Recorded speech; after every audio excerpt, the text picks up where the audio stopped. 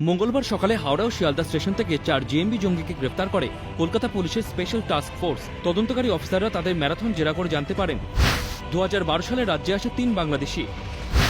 নাম জিয়াউল রহমান, মমিনুর রশিদ, শাহিন আলী। নদিয়া ও মুর্শিদাবাদের মাদ্রাসার সঙ্গে যোগ 3 জঙ্গির। পরিচয় বীরভূমের বাসিন্দা রবিউল ইসলামের সঙ্গে। রবিউলই কলকাতায় থাকার ব্যবস্থা করে দেয় 3 জঙ্গিকে। নকল আধার কার্ড তৈরি করে জঙ্গিদের সিম কার্ড কিনতে সাহায্য রবিউলের।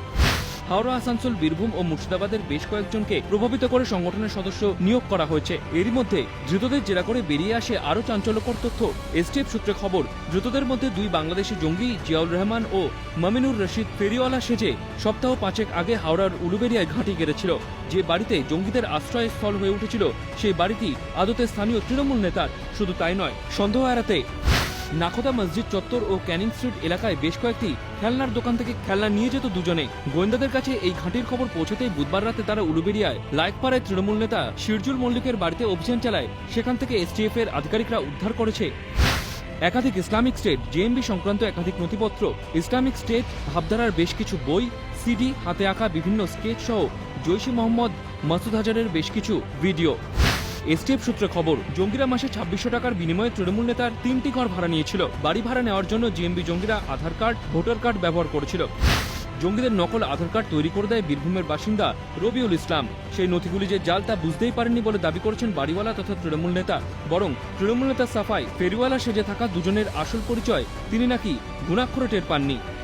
ওরা হকারি করতো এখানে, আর ওই রাস্তাঘাটে ঘুরে ঘুরে মাল বিক্রি করতো। 3টে ঘর ভাড়ায় দিয়েছিল 2400 টাকায়। তারপরে মানে ঈদ করতে বাড়ি গিয়েছিল, এসে রাস্তায় মাল বিক্রি করতে বেরোতে রাস্তায় ধরা পড়ে গেছে। তদন্তকারীদের সূত্রে আরও জানা গিয়েছে, লাইকপাড়ায় তৃণমূল নেতার বাড়িতে আশ্রয় নেওয়ার আগে 2 জঙ্গি বাগনানে কয়েকদিন বাড়ি ভাড়া নিয়েছিল। পরে বাগনান থেকে উলুবেড়িয়ায় 58 নম্বর গেটের কাছে বাড়ি ভাড়া নেয়। এ প্রসঙ্গে বিজেপি জেলা সভাপতি অনুপম মল্লিক দাবি করেন, তৃণমূল নেতাদের মদতে জঙ্গিদের আশ্রয়স্থল হয়ে উঠছে উলুবেড়িয়া। কিছুদিন আগেও খাগড়াগড়ে আমরা দেখেছি যে তৃণমূল নেতার বাড়িতে জঙ্গিরা আশ্রয় নিত, এবং শুধু আশ্রয় নিয়েছিল তাই নয়, ওই নেতা ওই জঙ্গি কার্যকলাপে সরাসরিভাবে যুক্ত আছে।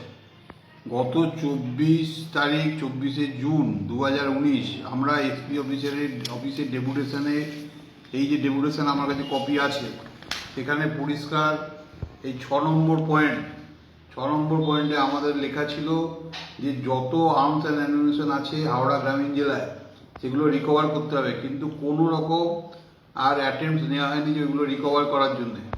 এটা আমরা অলরেডি জানতাম, কিন্তু পুলিশ প্রশাসনের সদিচ্ছা নেই। পুলিশ প্রশাসনকে দাবিয়ে রেখেছে এখানকার তৃণমূল নেতারা, তৃণমূল এমএলএ থেকে আরম্ভ করে, মন্ত্রী থেকে আরম্ভ করে একদম সর্বোচ্চ নেত্রী পর্যন্ত। ওনারা বাংলাদেশের যে জঙ্গি, সেই জঙ্গির আশ্রয়স্থল হয়ে উঠেছে, একদম মুক্তাঞ্চল হয়ে উঠেছে এই হাওড়া গ্রামীণ জেলার উলুবেড়িয়া। তৃণমূলের প্রশ্রয়ী শহর থেকে গ্রাম সর্বত্র জঙ্গি কার্যকলাপ বেড়ে চলেছে বলে অভিযোগ করেছেন এলাকাবাসী। পশ্চিমবঙ্গের যারা ক্ষমতায় তাদের বাড়িতে, তাদের নেতার বাড়িতে যদি জঙ্গি থাকে, এটা তো দেশের বিরোধিতা বড় কথা নয়, দেশের ক্ষতিকারক। আর আজকে আমাদের সমাজের মধ্যে এইভাবে গ্রামে ঢুকে গেছে। আজকে উলুবেড়িয়া গ্রামীণ জেলায় এখানে আমাদের যে নেতার বাড়িতে একজন উগ্রপন্থী আছে, এটা আমরা ধিক্কার জানাই। নির্বাচন পরবর্তী সময়ে রাজ্যে ফের জঙ্গিদের আনাগোনা, এতেই আতঙ্কিত রাজ্যবাসী। প্রশ্ন উঠছে হাওড়া পুলিশ প্রশাসনের ভূমিকা নিয়েও। কিন্তু ফের একবার জঙ্গিদের গ্রেফতারের ঘটনা অনেককেই মনে করিয়ে দিচ্ছে খাগড়াগড় বিস্ফোরণের স্মৃতি।